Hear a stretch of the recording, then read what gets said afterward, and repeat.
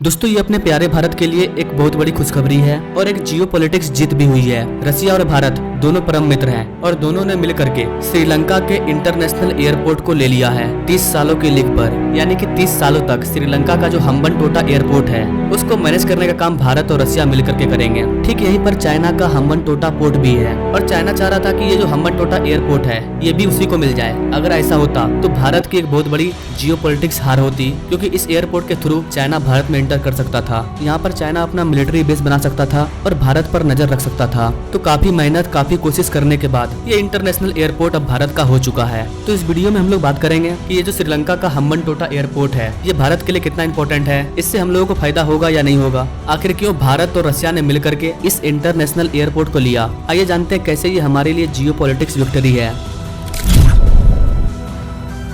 तो यहाँ पर आप देख पाएंगे ये है वर्ल्ड मैप और ये है अपना प्यारा भारत और ये रहा श्रीलंका। श्रीलंका के सबसे नीचे साउथ में यहाँ पर है हम्बनटोटा। ये भारत के लिए काफी बड़ा मैटर बन चुका था, एक तरह का ये टेंशन हो चुका था हमारे ऊपर, क्योंकि इस हम्बनटोटा पर चाइना आकर के बैठ गया था और यहाँ पर से चाइना हमारे ऊपर नजर रखता है कि भारत आखिर कर क्या रहा है। इस वाले एयरपोर्ट में कई प्रॉब्लम चल रही थी कि ये जो एयरपोर्ट है ये भारत को मिलेगा या नहीं मिलेगा। लगभग भारत ने 10 बार प्रयास किया लेकिन चाइना कोई न कोई रुकावट पैदा कर देता था। लेकिन यहाँ पर रसिया की दोस्ती की वजह से ये एयरपोर्ट अब भारत को मिल चुका है। भले ही लोग आपसे कहते होंगे कि भारत और रसिया का जो ट्रेड है वो कम होते जा रहा है, लेकिन जो भी हो एंड टाइम में हमारा परम मित्र रसिया ही हमें काम आता है। आप इतिहास को पलटा करके देख लीजिए, रसिया हमेशा भारत के साथ खड़ा रहता है और यही कारण है कि रसिया पर सेंसेक्स लगे होने के बाद भी हम रसिया के साथ हैं। कैन यू इमेजिन कि रसिया पर अभी काफी ज्यादा सेंसेक्स लगा हुआ है, लेकिन इंटरनेशनल जियोपॉलिटिक्स में रसिया का क्या इंपॉर्टेंट रोल है वो इस चीज से पता चल रहा है। भारत और रसिया दोनों कंट्री की कंपनी आपस में मिलकर के श्रीलंका के हम्बनटोटा एयरपोर्ट को मैनेज करेगी और इस एयरपोर्ट के जरिए हम चाइना पर भी नजर रख पाएंगे कि चाइना श्रीलंका के हम्बनटोटा पोर्ट पर क्या क्या कर रहा है। कहीं वो मिलिट्री बेस बनाने का प्रयास तो नहीं कर रहा है, उस हिसाब से हम भी तैयार रहेंगे। तो आप कह सकते हो कि एक तरफ हमारे हाथ से मालदीव गया तो दूसरी तरफ हमें श्रीलंका मिल गया। इसके अलावा गाइस हम लोग चाइना के घर में भी एंटर कर चुके हैं। म्यांमार का जो पोर्ट है वो भी भारत को मिल चुका है, उसकी चर्चा करेंगे किसी और वीडियो में। ये जो हम्बनटोटा एयरपोर्ट है ये भारत के लिए सर दर्द था। हमने जापान के साथ मिलकर के भी ट्राई किया था कि ये वाला जो एयरपोर्ट है इसका कमांड हमें मिल जाए, लेकिन नहीं मिल पा रहा था। और ऐसे क्रिटिकल सिचुएशन में रसिया आता है और रसिया हमारे इस सर दर्द को खत्म कर देता है। अब आने वाले 30 साल तक भारत का ये टेंशन खत्म हो चुका है, क्योंकि 30 साल के लिए लीक पर इस एयरपोर्ट का जो कमांड है वो भारत को मिल चुका है। लेकिन अब सवाल आता है कि भारत को इस एयरपोर्ट से क्या फायदा होगा। तो गाइस मैं इकोनॉमिकली बात करूँ तो इससे हमें कोई फायदा नहीं होने वाला है, क्योंकि ये दुनिया का सबसे खाली एयरपोर्ट है। ऐसा क्यों है, इसके पीछे भी एक बड़ा रीजन है जिसे चाइना की कूटनीति कहते हैं। इसके लिए आपको थोड़ा सा हिस्ट्री में जाना होगा। यहाँ पर आप पूरे वर्ल्ड मैप को देख पाओगे। इस पूरे वर्ल्ड मैप में जहाँ भी ब्लैक डॉट दिख रहा है ये सभी ऐसा पोर्ट है जिस पर चाइना का कमांड है। अब आप सोच सकते हो कि चाइना का कमांड पूरी दुनिया में किस तरह से फैला हुआ है। जितना भी आपको डॉट दिख रहा है इन हर जगहों पर चाइना मौजूद है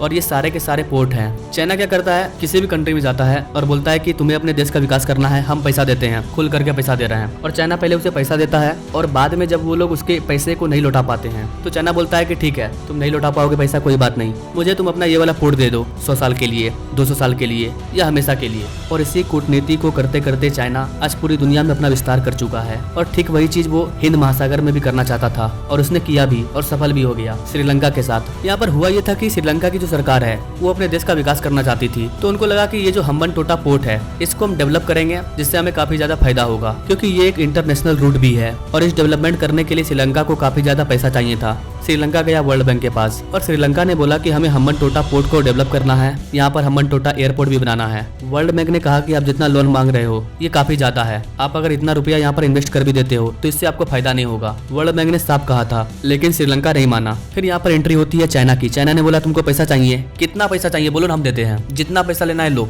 इंटरेस्ट रेट छोड़ दो उसको बाद में देखेंगे, तुम पहले अपने देश का विकास करो। और चाइना ने खूब पैसा दिया। यहाँ पर श्रीलंका को पैसा तो मिल गया, डेवलपमेंट भी हो गया, लेकिन अगर आप किसी भी चीज में पैसा अपना इन्वेस्ट कर रहे हो तो जब तक वो ग्रो नहीं करेगा, चलेगा नहीं, कमाई नहीं होगी, तो आप उसका ब्याज कैसे भरोगे। अब मान लीजिए आपने 200 करोड़ का एयरपोर्ट बना दिया लेकिन वो एयरपोर्ट खाली है, कोई यूज ही नहीं हो रहा है, तो आपका 200 करोड़ डूब गया ना। ठीक यही चीज हुआ श्रीलंका के साथ। और ये सब डेवलपमेंट करने के बाद जब ये नहीं चला तो श्रीलंका फंस गया और चाइना का जो कर्ज था वो उसका ब्याज भी नहीं दे पा रहा था। फाइनली चाइना ने बोला कि आप हमारा ब्याज नहीं दे पा रहे हो, एक काम कीजिए, आप ये जो पोर्ट है 99 साल के लिए हमें दे दीजिए। श्रीलंका के पास कोई ऑप्शन नहीं था। श्रीलंका की हालत खराब हो चुकी थी। इनके पास इतना पैसा नहीं था कि चाइना से इन्होंने जो कर्ज लिया है उसे लौटा दें, और ये पोर्ट चल नहीं रहा था। तो फाइनली श्रीलंका ने ये वाला पोर्ट 99 साल के लिए चाइना को दे दिया, और इस तरह से चाइना की बहुत बड़ी जीत हुई थी और चाइना हिंद महासागर में घुस चुका था। अब भारत को यहाँ पर सबसे बड़ा डर यह था कि चाइना ने हम्बनटोटा पोर्ट को तो ले ही लिया है, अब बचा है हम्बनटोटा एयरपोर्ट। अगर इसको भी चाइना ले लेगा तो फिर चाइना यहाँ पर अपना मिलिट्री बेस को बना सकता है, जैसा कि वो मालदीव में कर रहा है। और इसी वजह से ये जो हम्बनटोटा एयरपोर्ट है ये भारत के लिए एक सरदर्द बन गया था, क्योंकि श्रीलंका में चाइना की एंट्री होना मतलब कि चाइना भारत में घुस चुका है। श्रीलंका से चाइना भारत के ऊपर पूरी तरह से नजर रखता है। तो हम लोग पिछले कई सालों से ये प्रयास कर रहे थे कि ये जो एयरपोर्ट है ये भारत को मिल जाए। भारत सरकार ने बोला कि आपको जो पैसा चाहिए बोलिए, हम इस एयरपोर्ट को खरीदना चाहते हैं, लेकिन चाइना ऐसा होने नहीं दे रहा था। हमने जापान के साथ भी मिलकर के कोशिश किया कि हम दोनों मिलकर के इस एयरपोर्ट को खरीद लेते हैं, लेकिन ऐसा नहीं हो पाया। और फाइनली अब रसिया आया है और रसिया के साथ मिलकर के भारत ने इस वाले एयरपोर्ट को खरीद लिया है। 30 साल के लिए लीक पर ले लिया है। जियो पॉलिटिक्स दृष्टिकोण से तो ये एयरपोर्ट हमारे लिए काफी फायदेमंद है कि इस एयरपोर्ट को हमने ले लिया, चाइना को लेने नहीं दिया। लेकिन ये जो एयरपोर्ट है ये दुनिया का सबसे खाली एयरपोर्ट है। यहाँ पर जो कर्मचारी हैं वो बैठ करके मक्खी मारते हैं। यहाँ पर कोई फ्लाइट व्लाइट भी नहीं है, रेयर केस में 1-2, पूरा खाली है, कोई टूरिस्ट भी नहीं आते यहाँ पर। हमारे पास कोई ऑप्शन नहीं था, हमें इस एयरपोर्ट को लेना ही पड़ता, या तो खरीदना पड़ेगा या फिर लीग में लेना पड़ेगा, नहीं तो चाइना यहाँ पर भी कब्जा कर लेगा। लेकिन भारत है, हम चाहे तो इस एयरपोर्ट को डेवलप कर सकते हैं। हम रसिया से आने वाले कई सारे सामान को यहाँ पर रख पाएंगे, इंटरनेशनल व्यापार कर पाएंगे। इसका कई फायदा हो सकता है आने वाले टाइम में। तो ये चीज आगे देखने को मिलेगा कि भारत कैसे इस एयरपोर्ट का यूटिलाइज करता है, हमने जो पैसा लगाया है कैसे हम उसको रिटर्न लेंगे, ये सारी चीजें आगे देखने को मिलेगी। लेकिन ये हमारे लिए काफी अच्छी बात है कि ये वाला एयरपोर्ट चाइना को नहीं मिला, हमें मिल गया। वैसे गाइस आप इस एयरपोर्ट के बारे में क्या कहना चाहेंगे? क्या भारत ने इस खाली एयरपोर्ट को लेकर के ठीक किया है या फिर भारत ने अपना पैसा बर्बाद किया है? क्या सोचते हैं गाइस आप इस चीज के बारे में कमेंट करें, और ऐसे लेटेस्ट अपडेट के बारे में जानने के लिए हमारे चैनल से जरूर जुड़े। Now thanks for watching. मिलते हैं अगले वीडियो में एक नई जानकारी के साथ, तब तक के लिए जय हिंद।